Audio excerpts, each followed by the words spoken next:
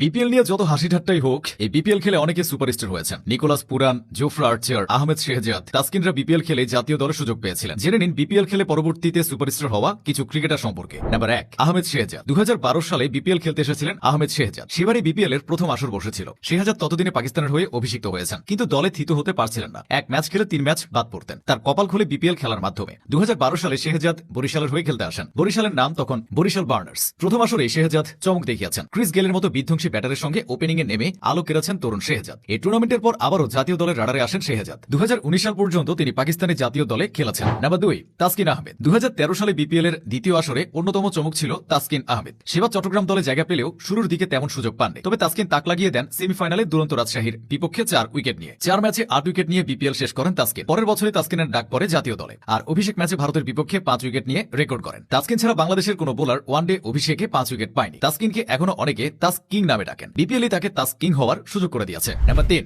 David Malan. একসময় ইংল্যান্ডের হয়ে 3 ফরম্যাটে খেলেছেন বিধ্বংসী ব্যাটার ডেভিড মালান। অথচ একটা সময় ইংল্যান্ডের জাতীয় দলের আশেপাশেও ছিলেন না। ঘরোয়া ক্রিকেটে মালানের ক্যারিয়ার আটকে ছিল। 2016 সালে 28 বছর বয়সে বিপিএল খেলতে এসে ক্যারিয়ারে মোড় ঘুরে যায় মালানের। সেবার কুমিল্লা ভিক্টোরিয়ান্সের হয়ে 14 ম্যাচ খেলে 5টি 50 এবং 1টি সেঞ্চুরিতে 498 রান করেছেন। বিপিএল থেকে নজর কেড়েই পরের বছরে জাতীয় দলে ডাক পান মালান। এরপর ইংলিশ ক্রিকেটে মালান নিজের সর্বোচ্চটা উজাড় করে দিয়েছেন। 2024 সালের আগস্টে মালান অপশন নিয়েছেন। ইংল্যান্ডের হয়ে 62টি টি20তে তিনি 1892 রান করেছেন। 30টি ওয়ানডে খেলে 1450 রান এবং 22টি টেস্ট খেলে 1074 রান করেছেন। আন্তর্জাতিক ক্রিকেটে জস বাটলারের পর 3 ফরম্যাটে সেঞ্চুরি করা ইংলিশ ব্যাটার তিনি। নাম্বার 4, তাওহিদ হৃদয়। বাংলাদেশ ক্রিকেটের ভবিষ্যৎ ভাবা হয় তাওহিদ হৃদয়কে। অনূর্ধ্ব 19 বিশ্বকাপ জয়ী ক্রিকেটার হিসেবে তিনি শুরু থেকেই সবার আগ্রহে ছিলেন। তবে কেন যেন জাতীয় দলের নির্বাচকদের নজরে আসছিলেন না। নাফিসা কামালের কুমিল্লা ভিক্টোরিয়ান্সের আগে সিলেট তাকে একটা সুযোগ দেয়। সিলেট তখন সিলেট স্ট্রাইকার্স ছিল না, সিলেটের নাম ছিল সিলেট সিক্সার্স। 2023 বিপিএল এর হৃদয় ব্যাটিং তাণ্ডব চালিয়েছেন। দলকে ফাইনালে তোলার ক্ষেত্রে সবচেয়ে বড় অবদান রেখেছিলেন। 2023 বিপিএল এ 12 ইনিংসে ব্যাট করে 36.63 গড় এবং 141.41 স্ট্রাইক রেটে 403 রান করেছেন হৃদয়। কোন সেঞ্চুরি না থাকলেও 50 হাঁকিয়েছেন 5টি। বিপিএল এ এমন অনবদ্য পারফরমেন্সের পরই ইংল্যান্ডের বিপক্ষে সিরিজে হৃদয় ওয়ানডে দলে ডাক পান। এর পরের গল্পটা তো সবারই জানা। নাম্বার 5,